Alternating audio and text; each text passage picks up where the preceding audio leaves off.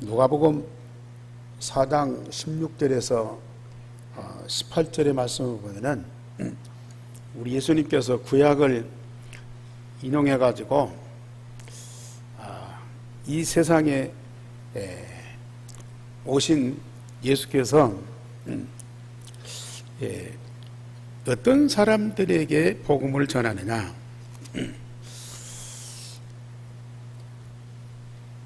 주의 성령이 내게 임하셨으니 이는 가난한 자에게 복음을 전하게 하시려고 내게 기름을 부으시고 나를 보내사 포로된 자에게 자유를, 눈먼 자에게 다시 보게 함을 전파하며 눌린 자를 자유롭게 하고 주의 은혜를 전파하게 하려 하십니다. 예수님이 이 땅에 오신 것은 복음을 전하기 위해서 오셨어요. 어떤 사람들에게 복음 전하냐?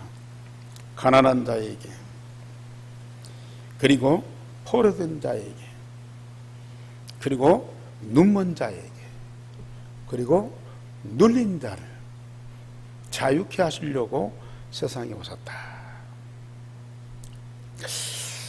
그런데 지금 우리 하나님은 바울을 불러서 어디로 가라고 그러냐? 로마로 가라고 그러거든요.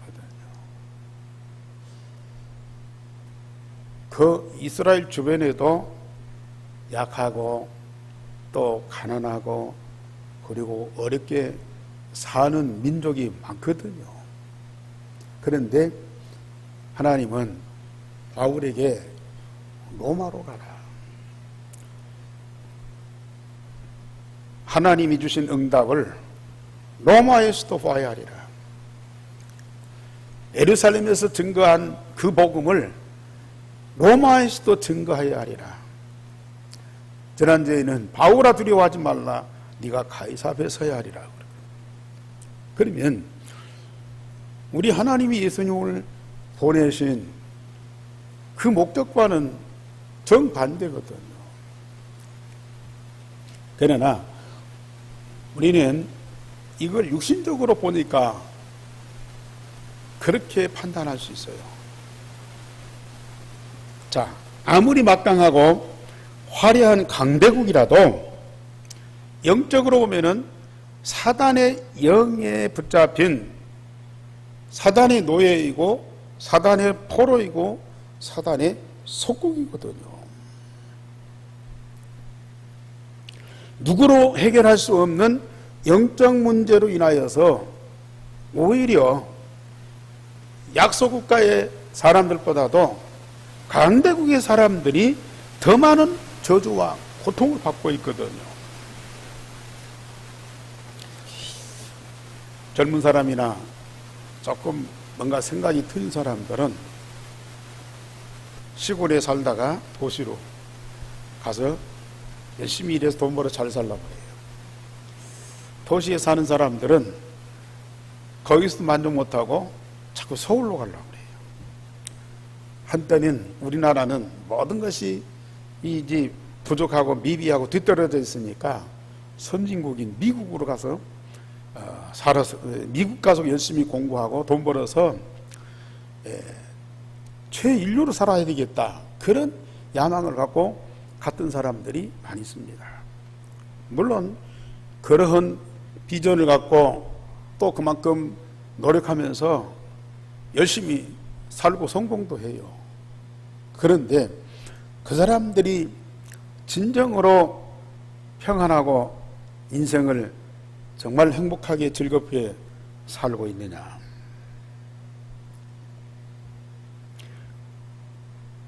물론 열심히 바쁘게 일하면서 또 많은 경쟁 속에서 이기고 승리하면서 많은 것을 가지겠죠.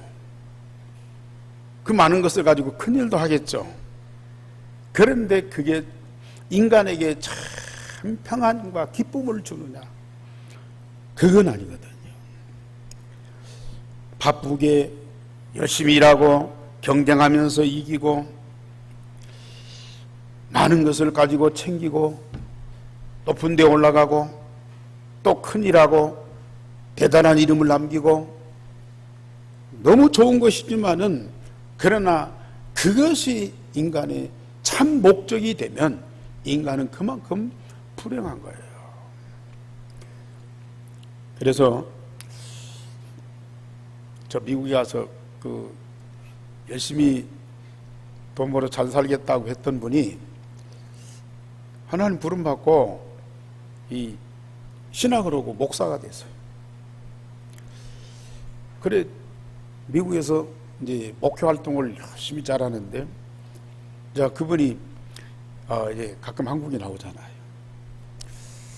근데 지금은 미국에 간 것이 후회가 된다는 거죠. 왜냐하면 그분이 처음에 미국 가서 정착하고 공부하고 얼마나 고생을 많이 했는지 몰라. 목회하는 것도 한국 목회와 비교가 안 될 만큼 참 어렵습니다.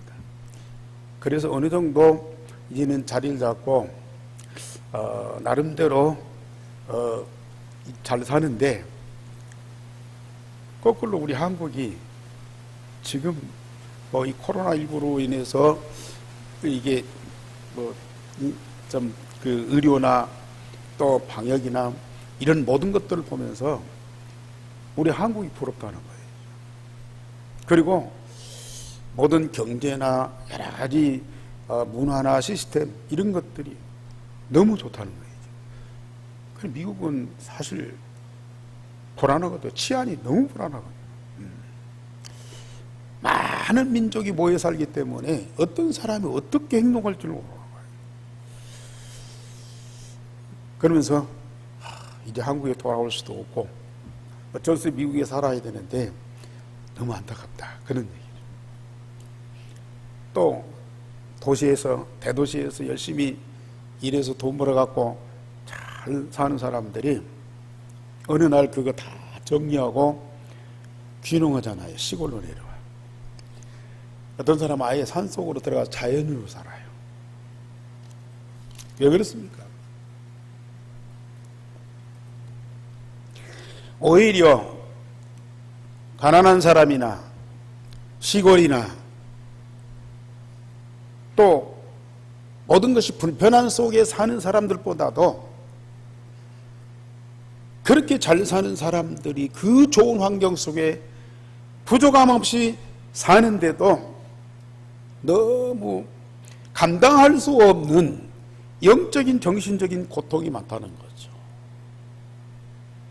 그래서 그 모든 걸 다 포기하고 산으로 들어간다니까요. 복음 통해서만이 문제를 해결받고 그와 그 모든 삶 속에 하나님의 나라가 이루어져야 되는데 그게 없어요. 세상은 발전하고 부흥돼서 세상 것이 많으면 많을수록 인간은 수고와 고통의 짐을 많이 져야 돼요. 뭐 시골에 사는 분들도 요새 뭐 참 부지런히 열심히 살지만은 도시에 사는 분들 새벽 3시, 4시, 5시에 막 출근하고요. 하루 종일 일하고 밤늦게 퇴근하고요. 집에 잠깐 뭐 들어와서 뭐 잠자고 쉬고 또 아침에 새벽에 나가야 돼요. 다 그런 건 아니지만 대부분의 사람들이 그렇게 열심히 살아가고 있어요. 그러면 남는 것이 뭐냐?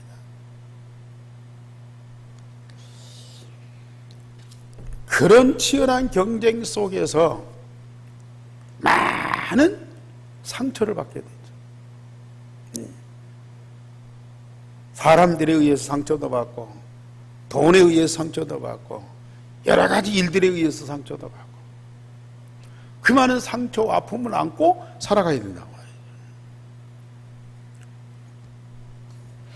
그래서 우리 하나님은 저 로마 강대국, 물론 그 강대국을 통해서 세계를 살릴 중대한 목표를 가지고 바울을 보냈지만은 저 잘 산다고 하는 로마가 복음 아니면 안 되는 문제를 안고 있어요. 아무리 세상 것을 다 가지고 그렇게 풍요롭게 산다 할지라도 하나님의 나라가 아니면 안 된다는 얘기거든요. 그래서 바울이 오늘 또 이 로마에 가서 뭘 증거했느냐. 오늘 제목 보십니다. 시작. 하나님의 나라를 증언하고 예수에 관하여 권하더라 그랬어요. 아니 그렇게 막강하고 화려한 나라에 가서 다른 얘기가 아니고요, 하나님의 나라가 이 로마에 반드시 이루어져야 된다. 그 하나님의 나라는 오직 예수 그리스도 통해서만 이루어진다. 그걸 증거한 거예요. 오늘 저와 여러분들에게 주시는 하나님의 미션입니다. 우리가 내게 주신 이 미션을 딱 잡고 있어 보세요. 우리는 전주뿐만 아닙니다. 대한민국뿐만 아닙니다. 오세아니아 모슬림 저 유대인에게 꼭 필요한 것은 하나님의 나라예요. 그 하나님의 나라를 이루는 완전한 방법이 바로 일생의 복음이요. 그 복음을 통해서 모든 나라, 특별히 강대국에 하나님의 나라가 이루어져야 된다. 이런 사명을 저와 여러분들에게 주셨어요.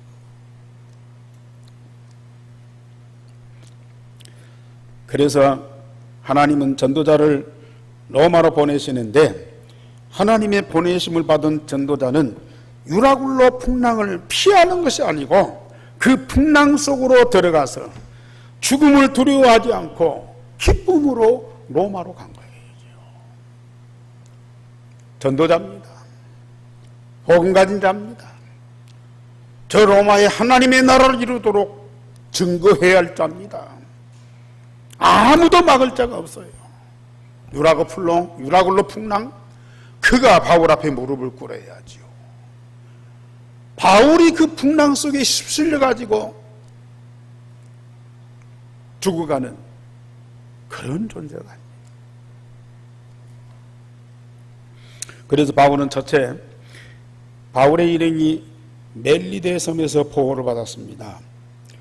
유라굴로 풍랑에서 하나님의 특별한 은총으로 구조를 받은 276명이 멜리데 섬에 도착하니까 섬의 원주민들이 특별한 동정을 베풀고, 추운 겨울이니까요, 불을 피우고 그러면서 따뜻이 영접을 했습니다.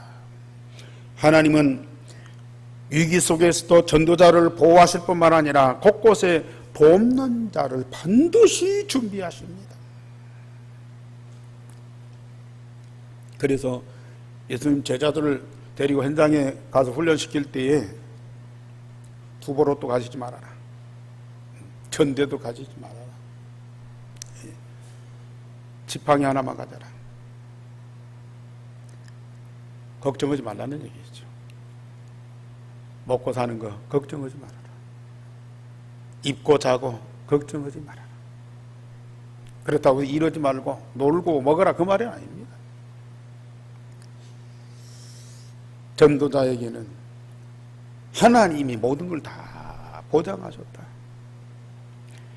복음 속에서 우리가 영원한 생명을 얻지만은 전도 속에서 우리가 살아갈 때 필요한 모든 것을 다 준비하셨다.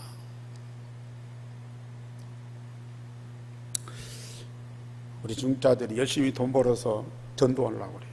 물론 맞는 얘기죠. 그런데 전도할 돈뿐만 아니라 내가 먹고 살아갈 그 경제까지도 어디서 나오느냐? 전도 속에서 나와요. 그게 참된 경제입니다.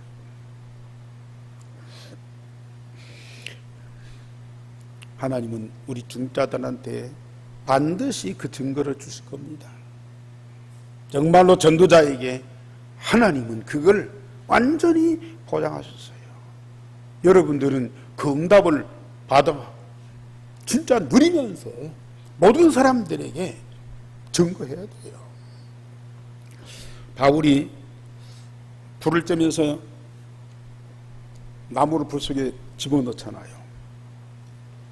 그런데 그 나무 속에 독사가 있었던가 봐요. 그 독사가 불에 닿으니까 뜨거워갖고요, 바울의 손을 콱 물어버렸어요. 그러니까 원주민들이 그걸 보고 놀라서요, 저 사람이 풍랑 속에서는 살았지만은 큰 죄를 지었기 때문에 저 독사한테 죽게 됐다 그랬어요. 그런데 바울이 독사에 물려서 그 손이 팅팅 붓고 얼마 안 가서 쓰러서 죽어야 되거든요. 그런데 아무 이상이 없어. 그것을 보고 이 원주민들이 그때는 뭐라고 그래요? 이는 사람이 아니고 신이다 그랬어요. 사람이라면 반드시 죽어야죠. 그런데 전혀 이상이 없으니까 저는 사람이 아니고 신이다 그랬어요. 물론 모든 전도자가 독사에 물려갖고 안 죽고 사는 건 아닙니다. 그러나 정말 모든 전도자 속에는 인간의 영 아닌 하나님의 영, 하나님의 신이 그 속에 있어요. 만약에 살아서 복음 전해야 되는데 그런 위기를 만났다, 하나님은 그 생명을 그 위기 속에서 반드시 지키고 보호하십니다. 전도단을 통해서 그 원주민들에게 하나님이 살아계시고 함께 하심을 증거로 보여주셨어요. 근데 그 섬의 추장 보블리오가요, 모든 사람을 자기 집에 영접해서 머물게 했습니다. 사흘 동안 그 많은 사람들을 자기 집에 초청하고 대접하고, 그래서 이제 좀 편안하게 쉬도록 했어요. 그런데 그 보블리오의 부친이 열병과 이질로 앓고 누워 있어요. 바울이 그걸 보고 그를 위해서 안수하면서 기도했어요. 그랬더니 그 열병과 이질이 떠나고 회복이 됐어요. 그 소문이 섬에 확산됐어요. 섬의 모든 병든 사람들이 바울에 와서 고쳐달라고. 그래서 바울이 일일이 다 그걸 고쳐줬어요. 전도자는 가는 곳마다요, 자기의 능력이 아닌 하나님의 능력을 통해서요, 모든 사람들을 돕게 되죠. 살리게 되죠. 전도자가 가는 곳에 하나님의 능력이 나타나고 그 증거로 복음을 전파하게 되었습니다. 석 달 동안 겨울을 지난 후에 이 알렉산드리아 배를 다시 타고 로마로 갔습니다. 그런데 그 로마에 이미 믿는 그리스도인들이 소문을 듣고 마중을 나왔어요. 그걸 보고 바울이 하나님께 얼마나 감사하고 마음을 담대하게 얻었다 그랬습니다. 사실 아무리 강하고 담대한 전도자라도요, 한 번도 가보지 못한 곳, 다른 나라, 다른 문화, 다른 민족, 저도 가끔 이제 그 생소한 데 가잖아요. 그러면요, 굉장히 막 설레요. 설레. 이 나라 어떻게 생겼을까? 이 사람들은 어떻게 살아갈까? 막 설레요. 그런데 한편 뭐 두려운 것은 아니에요. 걱정하는 건 아니에요.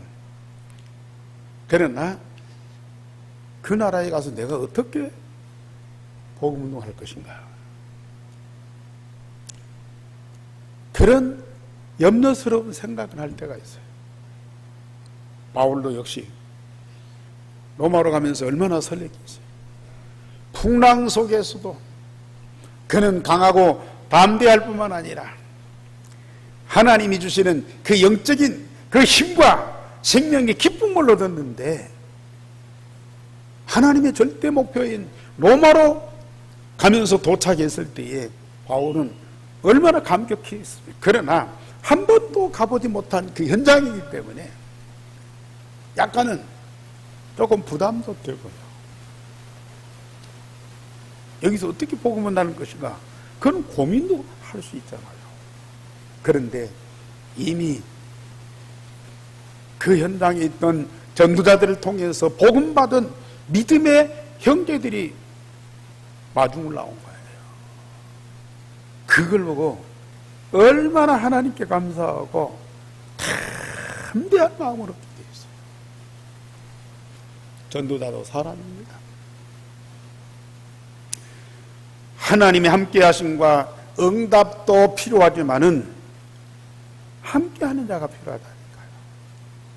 그래서 로마서 16장에 전도자 바울에게 있어서 보호자, 동역자, 식주인이 그렇게도 중요한 역할을 했다니까요.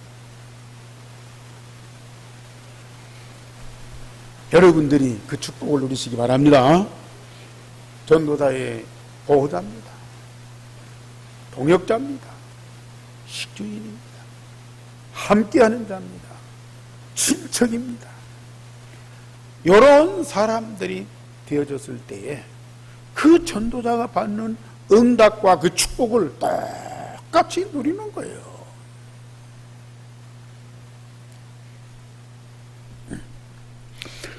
그의 두 번째로 바울이 로마에 도착해서 본격적으로 하나님 나라와 복음을 증거하였습니다. 그런데 참 특이한 것은요, 당시 이스라엘이 로마의 식민지거든요. 아무래도 로마 사람이 이스라엘 땅에 와서 살고 일하는 사람도 있고, 또 이스라엘 사람들이 로마에 와서 사는 사람들도 있거든요. 그런데 이 바울이 누구한테 먼저 복음을 전하느냐? 로마에 와 있는 유대인들에게 먼저 복음을 전했어요.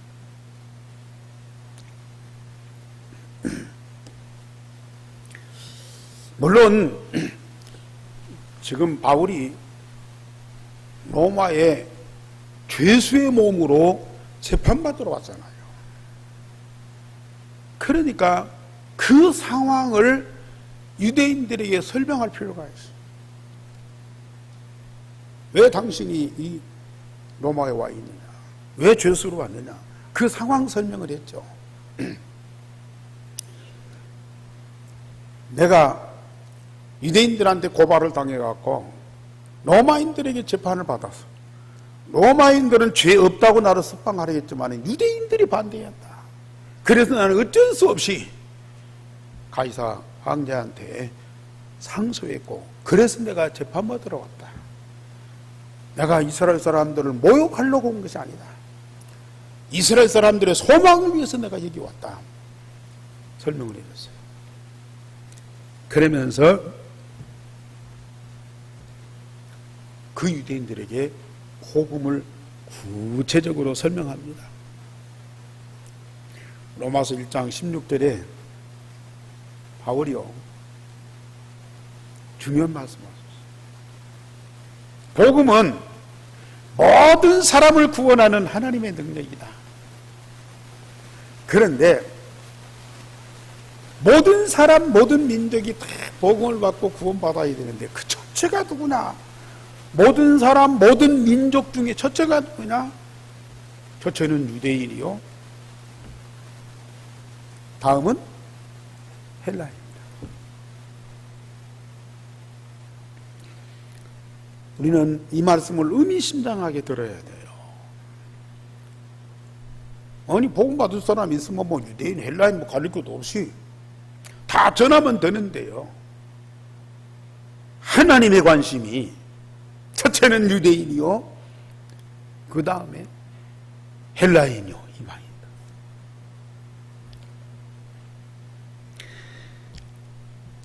가는 곳마다 바울이요, 저 고린도에서도 그렇고 데살로니가에서도 그렇고 저 에베소에 가서도 그렇고 맨 먼저 찾은 곳이 어디예요? 물론 유 목사님은 렘넌트를 찾기 위해서 해당이 갔다, 맞는 말씀이 있죠. 그런데요, 그 마게도냐 이방 땅에 회당이 있다고 하는 것은 유대인들이 모이는 장소예요. 그게 거기서 예배도 하지만 성경 갖고 토론도 하고요, 또 가르치기도 하고요. 유대인들이 모이는 장소예요.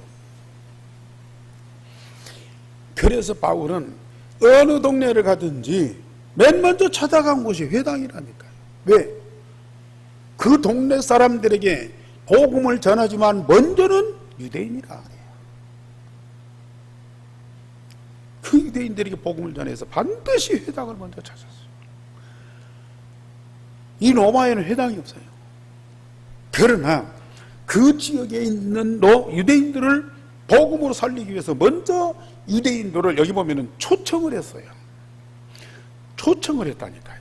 그 중에 높은 사람들을 다 초청을 했어요. 그러면서 상황 설명을 하고,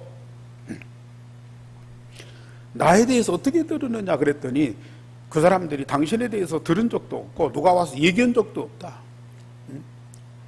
다만 당신이 전하는 그 이것이 사람들한테 많은 반대를 받고 있다. 그 얘기는 내가 들었다. 그러니 당신이 가지고 전하는 그 도가 뭔지 우리에게 알게 해달라. 그 요청을 했어요. 그래서 바울이 날짜를 정하고 장소를 정하고, 그래서 거기 오는 유대인들한테 아침부터 저녁까지 이 복음을 전거했어요. 바울이 얼마만큼 간절한 중심을 갖고 자기 민족, 하나님의 최대의 관심이 있는 유대인들에게 복음을 전했겠습니까? 그래서 거기 그 중에 믿는 사람도 있어. 근데 믿지 않는 사람들이 더 많아.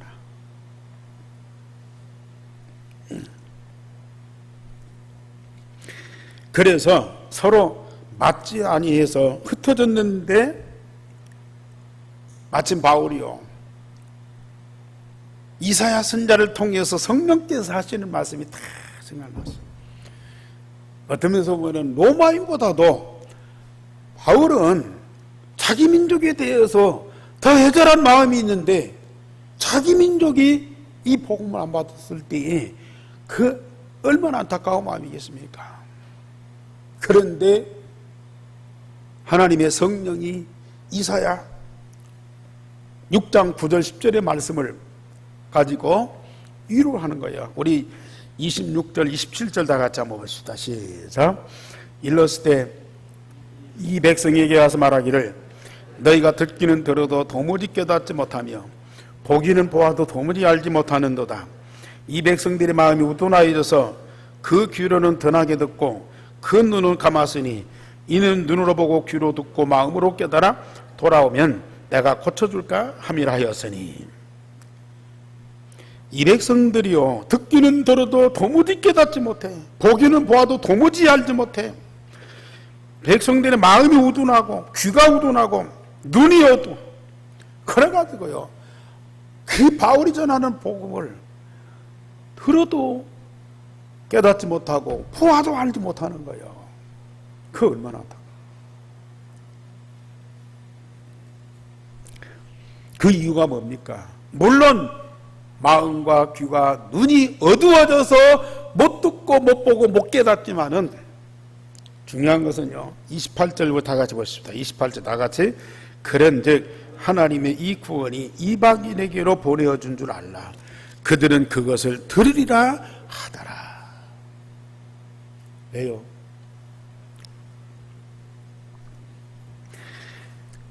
유대인들이 복음을 받고 구원받고 이 응답을 누릴 때에, 우리가 사도행전 11장에서 왔고 여러 상황에서 봤듯이 자기 민족 유대인만이 하나님의 백성이고 선민이다, 이런 의식이 꽉. 그래서 다른 민족이 복음을 안 전하는가 본다.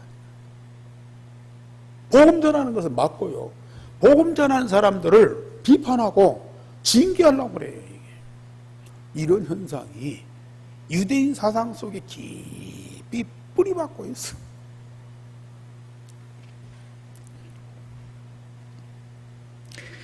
결국은 어떤 면에서 보면은 하나님이 막으신 거예요. 왜요? 이방인에게 복음이 흘러가도록 하게 하려. 유대인은 복음을 안 듣는데 이방인은 들으리라 하셨어요.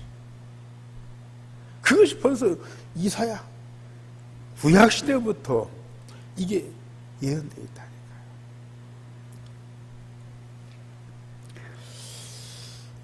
그러나 우리 하나님이 유대인을 영영 버리시겠습니까? 저 이방인들에게 복음을 증거하고 그들도 모든 족속이 모든 민족이 다 구원받도록 하나님은 계획을 하시고 그 일을 이루시는데요, 끝까지 유대인들을 버리지 않고 유대인들을 살릴 계획을 딱 갖고 있다고 말이에요.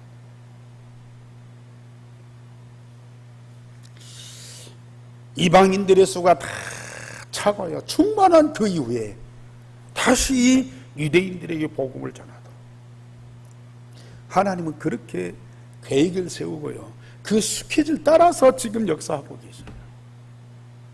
그 유대인에게 복음 전할 하나님의 계획을 언약으로 잡고 마음에 기도하게 하셨습니다. 누구한테요? 여러분들한테요. 저에게요. 그 하나님의 절대 목표를 언약으로 붙잡고 기도하는 여러분들을 통해서 하나님은 반드시 유대인들에게 복음 전하도록 그렇게 역사하실 거예요.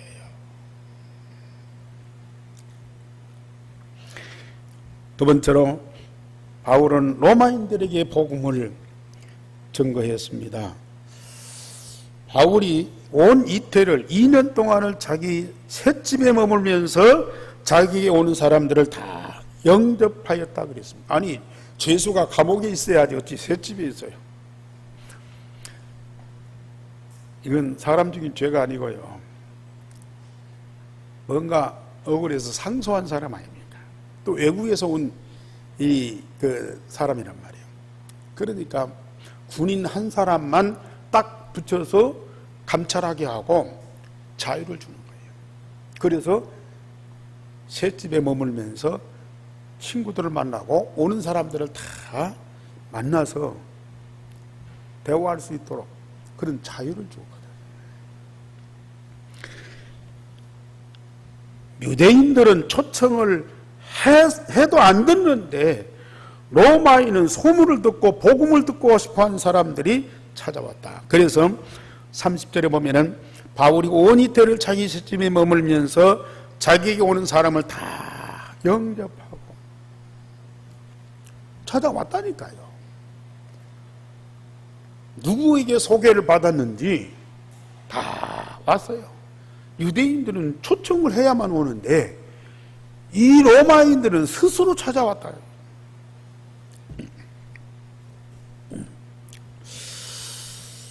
그리고 강대국 로마에 절대 필요한 하나님의 나라를 전파했다. 31절에 하나님의 나라를 전파하며 주 예수 그리스도에 관한 모든 것을 담대하게 거침없이 가르치더라.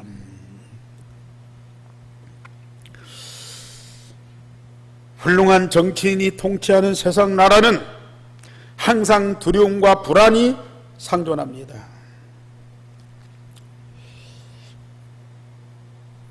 세상 나라, 우리나라만 해도 얼마나 살기 좋아요.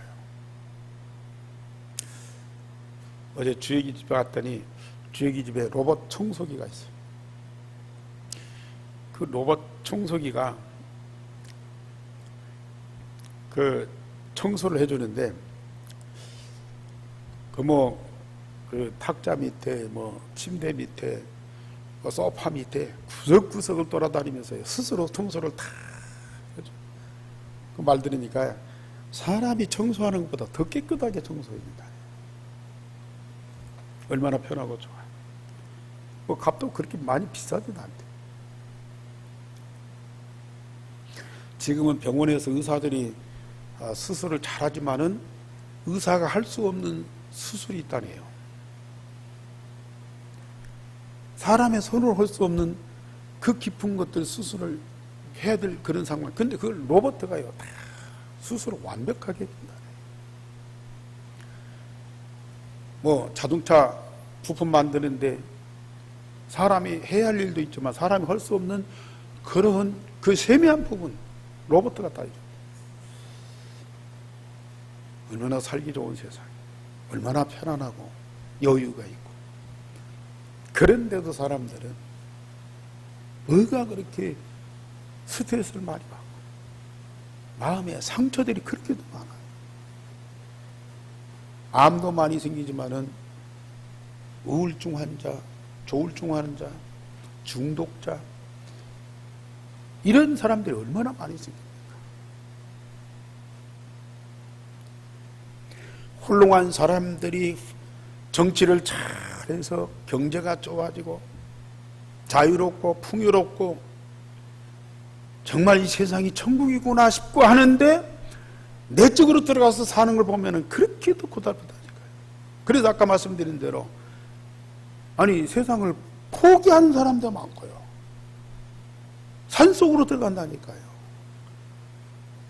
세상에 그 좋은 거 다 포기하고요. 아무것도 없는, 사람도 없는 그 속에 들어가서 자연오고 짐승오고 산다.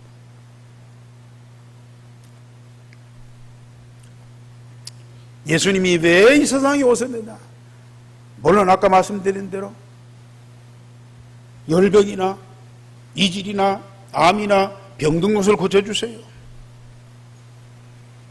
또 가난한 사람들에게 먹을 것도 주고요. 약한 사람들 강한 사람으로 만들어주고요. 저주받은 사람 축복받게 돼요. 그러나 예수님이 이 땅에 오신 분명한 이유는 하나님의 나라를 이루기 위해서. 세례요한도 그렇고 예수님 당신도 회개하라, 천국이 가까웠다. 제자들 현장에 보내면서 다른 얘기하지 말아라. 하나님 나라가 가까웠다 해라. 바울이 저 에베소에서도 그렇고 로마에서도 그렇고 어디든 가든지 전한 복음은 하나님의 나라. 여러분들이 예수 믿고 얼마나 많이 좋아졌습니까? 예수 믿고 얼마나 많이 평안해졌습니까? 그런데 좋아진 정도가 아니에요. 이 땅에 성경이 말하는 하나님의 나라가 반드시 임하는데 내 마음에, 우리 가정에, 우리 직장에 하나님의 나라 반드시 이루어져야 돼요. 어떻습니까? 여러분들 마음속에 진짜 하나님 나라입니까? 여러분들 가정 하나님의 나라입니까? 이것도 부족하고 저것도 안 되고 뭐고 힘들고, 물론 육신적으로 인간적으로는 고달픈 거 있겠죠. 그러나 눈에 안 보이는 하나님의 나라가 여러분들 가정 현장에 딱 이루어졌다. 아무 문제 없습니다. 절대 문제 아닙니다. 그런데 세상에 모든 걸 다 쌓아놓고도 하나님의 나라가 안 이루어지면요, 바로 지옥의 고통입니다. 세상에 얼마나 많은 문제들이 가정에 쌓이고 또 쌓입니다. 나중에 폭발합니다.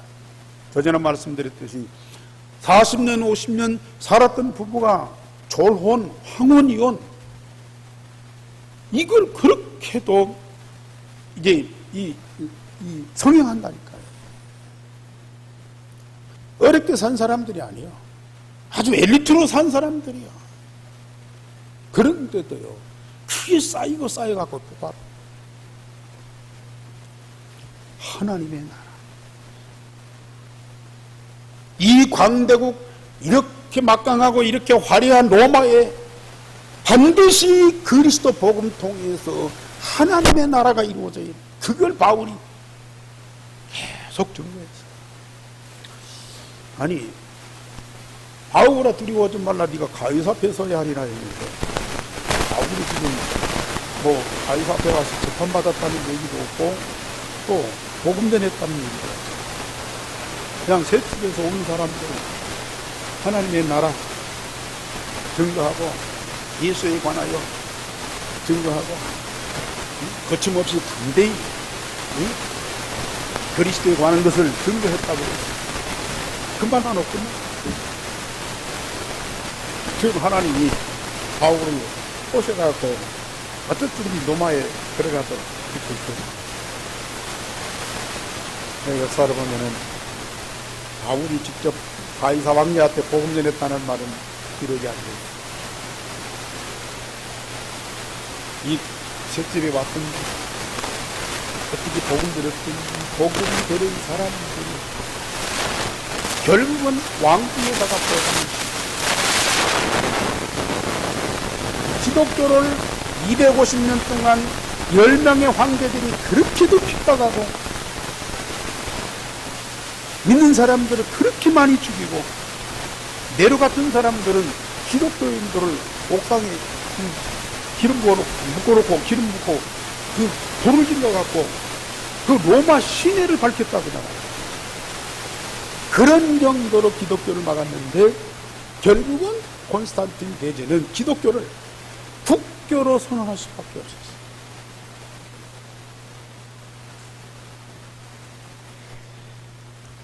저와 여러분들이 지금 작게 복음을 전하고 있어요.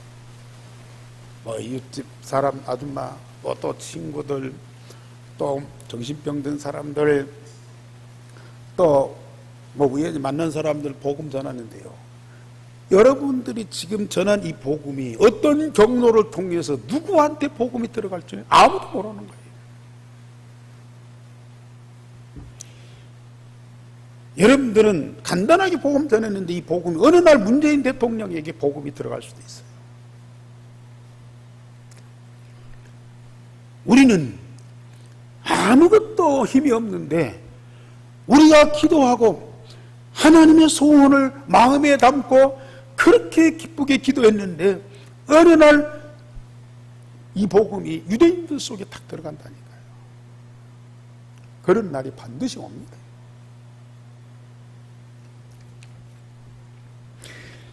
바울의 복음운동이 지금도 여러분들에 의해서 계속되고 있고요. 하나님의 절대 목표 유대인 복음화, 세계 복음화를 반드시 이루게 될 것입니다. 결론적으로 늘 드리는 말씀이지만 우리가 할 수 있는 일이 뭐냐? 24시 기도로 유일성의 복음을 풍성하게 누리세요. 이미 내게 다 와 있어요. 그리스도 하나님 나라 성령 충만 24시 기도로 매일 풍성하게 그게 나를 살리는 거예요. 내가 사는 길이 여기에요.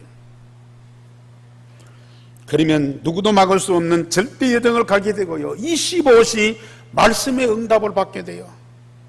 하나님 말씀대로 내가 치유되고 재창조되고 그럴 때 내 가정에 하나님 나라가 이루어지고요.